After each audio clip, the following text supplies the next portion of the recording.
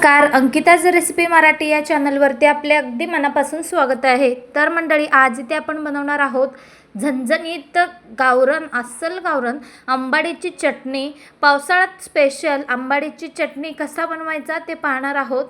कधीही बनवू शकतो ही भाजी, जास्तीत जास्त पावसाळ्यामध्ये येते आणि खायला सुद्धा खूप छान आंबट असा हा याचा चव असतो। खूपच छान आणि चविष्ट चटणी कशी बनवायची पाहूयात। तर ताजी आंबाडे आणायचे आणि त्याचे पानं काढून घ्यायचे आणि ते आपण आंबाडे स्वच्छ धुवून घेतलेले आहेत, 2 पाण्याने धुवून घेतलेले आहोत।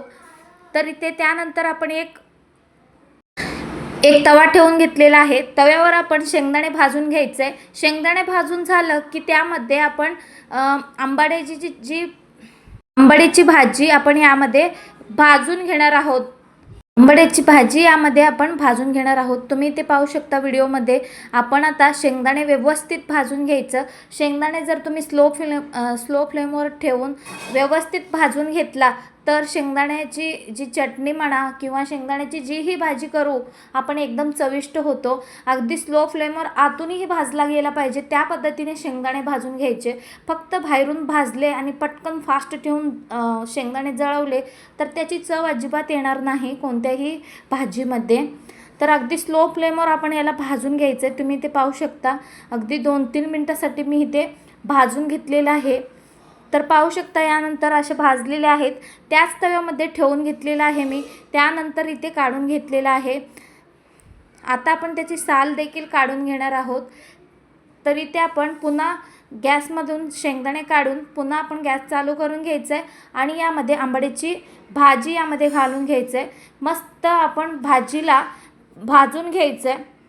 आपोआप पाणी सुटतं। आपण 2 वेळा स्वच्छ पाण्याने धुवून घेतलेलं आहे हे आंबाडीची भाजी। आता आपण तव्यामध्ये घालून व्यवस्थित भाजून घ्यायचं आहे जेणेकरून याच्यामधला आंबटपणाही कमी होईल आणि व्यवस्थित भाजला की त्याची चव दुप्पटीने वाढते। अशी झणझणीत आंबाडीची भाजी तुम्ही कधी खाल्लात का? आणि अशी ही आजीच्या काळातील जशी बनवत होती त्याच पद्धतीने आपण ही रेसिपी बनवणार आहोत। आजीच्या काळापासून ही आंबाडीची चटणी याच पद्धतीने बनवला जातो आणि एकदम चविष्ट लागली जाते ही भाजी। त्याच पद्धतीने आपण बनवत आहोत।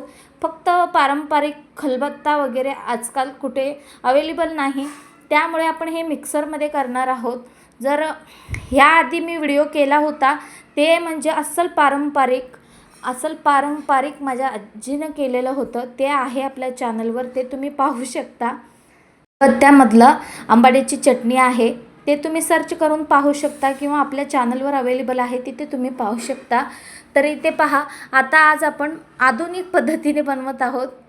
म्हणजे आजकालच्या नव्या युगात मिक्सरशिवाय दुसरे कामच चालत नाहीत। तर या पद्धतीने आपण मस्त भाजून घ्यायचे। भाजून झाला की त्यामध्ये आपण 1 चम्मच तेल घालून घेणार आहोत आणि मस्त भाजून घेणार आहोत मंडळी। तर पाहू शकता खूप जास्त पाणी जाऊ द्यायचं नाही आहे, थोडं वल्लसर असायला पाहिजे। थोडंसं वलसर असल्यावरच आपण आता तेल यामध्ये घालून घ्यायचं आहे।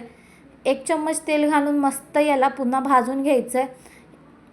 एकदम जबरदस्त लागते मंडळी याची ठेचा। तुम्ही कडक भाकरीसोबत किंवा कोणत्याही भाकरीसोबत, भातासोबत अप्रतिम लागते। आणि ह्या सीझनमध्ये जास्तीत जास्त आत्ताच्या सीझनमध्येच हे आंबाडा मिळते आपल्याला, सगळ्या सीझनमध्ये अवेलेबल नसते मंडळी।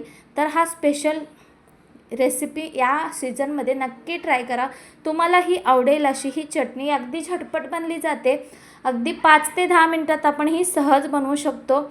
तर पहा, मस्त असं आपण भाजून घेतलं। आता आपण गॅस बंद करून घेऊया आणि ही भाजी काढून घेऊयात।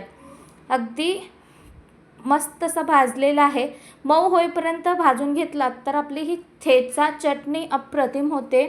तर आता आपण काढून घेऊयात। तर मंडळी, एकच रिक्वेस्ट आहे, तुम्ही ही रेसिपी कोणत्या राज्यातून जिल्ह्यातून पाहताय नक्की कमेंट करून कळवायला विसरू नका। तर पहा, शेंगदाण्याची इथे आपण साल काढून घेतलेले आहेत। आता आपण एक मिक्सर घेतलेला आहे, त्यामध्ये शेंगदाणे घालून घ्यायचे। शेंगदाणे आपण यामध्ये घालून घ्यायचे आणि ओबडधोबड ठेचून घ्यायचं आपल्याला. तर थोडेसे शेंगदाणे बाजूला काढून ठेवायचे, सगळ्या नाही घालायच्या, हवं लागेल तसं आपण घालू शकतो. तर आता ओबडधोबड शेंगदाणे घेतलेलं आहे मिक्सरमध्ये, पाहू शकता. आता आपल्याला हे काढून घ्यायचं आहे, एका ताटामध्ये काढून घेऊयात.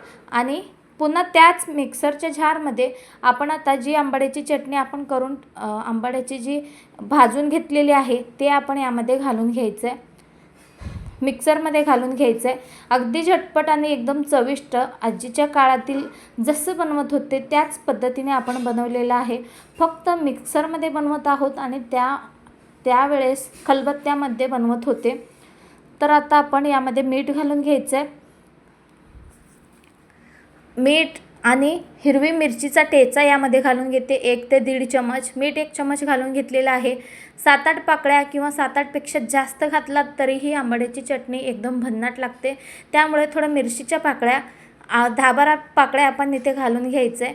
त्यानंतर आपण जे ओबडधोबड ठेचून घेतलेलं शेंगदाणा आहे ते आपण यामध्ये घालून घ्यायचं संपूर्ण. आता आपण याला मिक्सर करून घ्यायचं आहे. आता यामध्ये अजिबात काहीही घालायची गरज नाही. आता आपण मिक्सर करून घ्यायचं आहे, पाहू शकता. मस्त तसा आपला हा आंबाड्याची चटणी इथे तयार झालेला आहे. मंडळी, ही चटणी तुम्हाला कशी वाटली नक्की कमेंटमध्ये कळवा.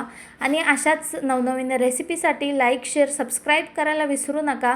आणि हो, तुमच्या भागात ही आंबाड्याची चटणी कशी बनवता नक्की कमेंट करून कळवायला विसरू नका. आमच्या सोलापूरच्या अस्सल आंबाड्याची चटणी तयार झालेली आहे. आता मी तुम्हाला एका प्लेटमध्ये दाखवते कशी झाली आपली चटणी. तर पहा, या पद्धतीचा आपला ठेचा झालेला आहे. कडक भाकरीसोबत अप्रतिम लागतं हे ठेचा. कडक चपाती किंवा कडक भाकरी नसल तर मऊही चालेल, मऊ चपातीसोबतही अप्रतिम लागते. जास्त करून ही बाजरीच्या भाकरीसोबत अप्रतिम लागते. आणि ही आमच्याकडे फेमससुद्धा आहे. जास्तीत जास्त करून सोलापूरच्या कडक भाकऱ्या फेमस आहेत. त्यासोबत ही अशी आंबाड्याची चटणी बनवली तर झणझणीत होते आणि अप्रतिम लागते. तर पहा, या पद्धतीचा आपला हा झणझणीत आंबाडीचा ठेचा तयार झाला. आता गरमागरम सर्व करून घ्यायचं आहे. गरमागरम भाकरीसोबत ही आंबाड्याची चटणी नक्की ट्राय करा. तर मंडळी, ही रेसिपी तुम्ही शेवटपर्यंत पाहिल्याबद्दल धन्यवाद. आणि ही रेसिपी तुम्ही कोणत्या राज्यातून जिल्ह्यातून पाहताय तेही नक्की कमेंट करून कळवायला विसरू नका. आणि तुम्हाला जर शेंगदाणा चटणीची रेसिपी हवी असेल तर आपल्या चॅनलवर क्लिक करा, तिथे आपल्याला मिळून जाईल सोलापूरची खमंग शेंगदाण्याची चटणी रेसिपी आपल्या चॅनलवर मिळून जातील. आणि अशाच गावरान सोलापूरच्या mutton recipe, chicken recipe, biryani recipe काही असो आपल्या चॅनलवर अवेलेबल आहेत, तुम्ही सर्च करून पाहू शकता. तर पहा, या पद्धतीचा ठेचा झालेला आहे. गरमागरम भाकरीसोबत किंवा चपातीसोबत अप्रतिम लागतो, किंवा कडक भाकरीसोबत ख्या. तर मस्त असं झालेलं आहे. तुम्हीही ट्राय करा. रेसिपी आवडली तर लाईक करा. Bye bye.